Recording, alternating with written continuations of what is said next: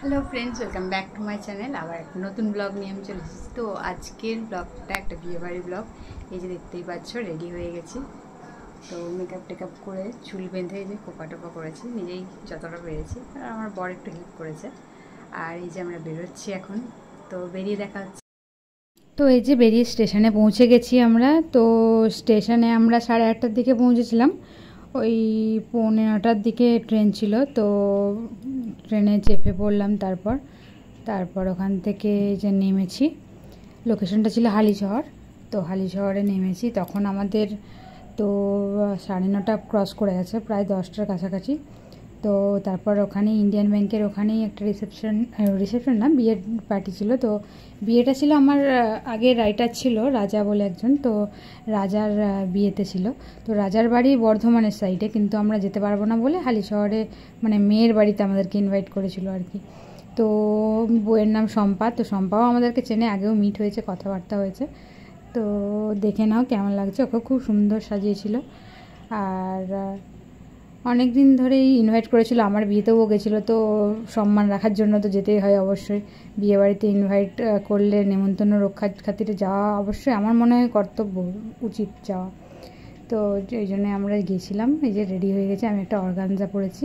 গিয়ে শম্পা ডাকলো এসে ছবি তুলবো, দিয়ে ছবি টবি তুললাম। তারপরে যে ফার্স্টে ফুচকা নিচে ছিল, ফুচকা স্টলে খেলাম। তারপর পকোড়া, পান এইসব ছিল। আর আম পান্না ছিল, আইসক্রিম ছিল, আর অনেক কিছু স্টল ছিল।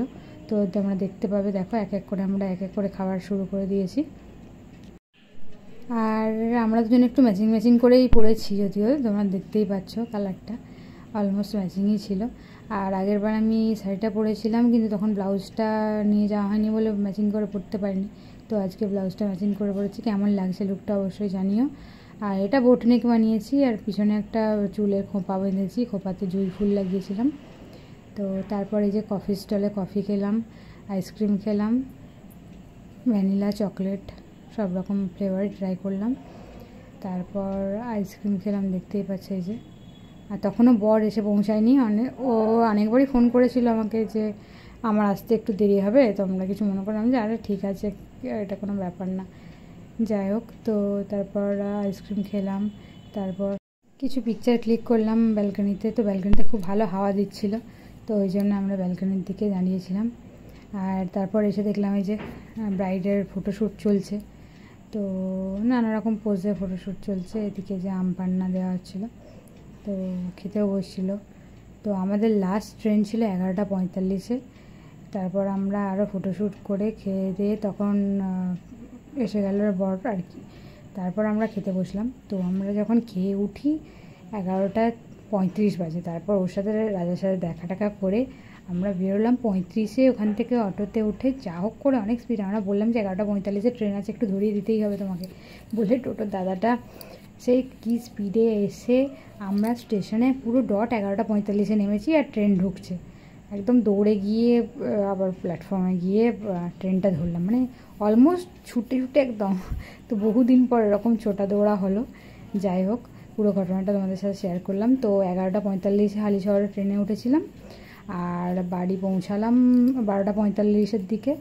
তো রুমে এসে শুতে তো 1টা ক্রস করে গেছিলো। যাই হোক, ভালোই ঘোরাও হলো, বিয়েবাড়ি একটা ব্লগ করাও হলো।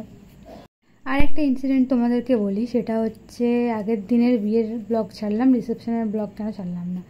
তো আমার ফ্রেন্ডের পিয়ালির বিয়ে হচ্ছিলো, স্বাগতম আমার স্কুল ফ্রেন্ড। যাই হোক, তো বিয়ের ব্লগটা আমি করেছিলাম, ছেড়েওছি, তোমরা দেখেছো।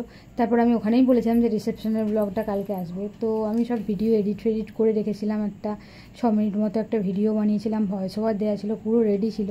কিন্তু বাকি ক্লিপসগুলো আমি ডিলিট করে দিয়েছিলাম, পার্মানেন্টলি ডিলিট করে দিয়েছিলাম। যাই হোক, তো ওই ভিডিওটা কখন আমি ভুল করে ডিলিট করে ফেলেছি আর পার্মানেন্টলি কখন ডিলিট করে ফেলেছি সেটা আমার মাথা থেকেই বেরিয়ে গেছে। পরে যখন আমি ভিডিওটা আপলোড করতে যাব তখন গিয়ে দেখছি যে ভিডিওটা পাচ্ছি না। তো অনেক অ্যাপ দিয়ে রিকভারি করার চেষ্টা করলাম, ইউটিউব ব্লগ দেখলাম। তো অ্যাপগুলোতে কী প্রবলেম হচ্ছে যে আমি যা স্টোরি দেখেছি ফেসবুকে, যাদের পোস্ট দেখেছি, তো সেই সব ভিডিও ডাউনলোড হচ্ছে, কিন্তু আমার ফোনে যে ক্লিপসগুলো আমি তুলেছিলাম বা ভিডিওটা ইনশট থেকে এডিট করে যে ভিডিওটা ডাউনলোড করেছিলাম সেই সব কিচ্ছু রিস্টোর হচ্ছে না।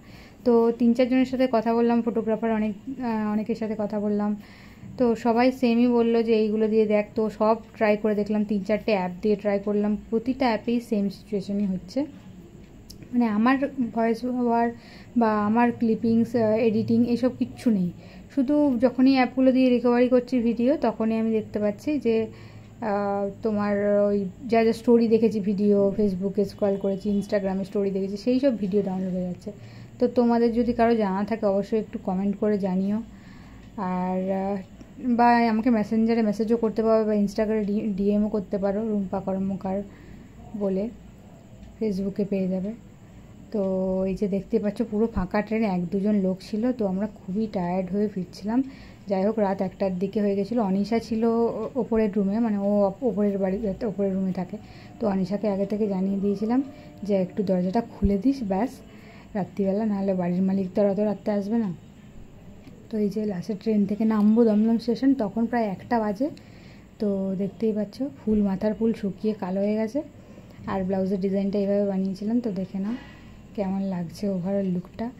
আর ব্লগটা যদি ভালো লাগে একটা অবশ্যই লাইক করে দিও, কমেন্ট করে জানিও তোমাদের মতামত। আর চ্যানেলে যদি নতুন হয়ে থাকো অবশ্যই চ্যানেলটা সাবস্ক্রাইব করে দিও। দেখা হচ্ছে পরের ব্লগে। আর tata, bye bye, see you.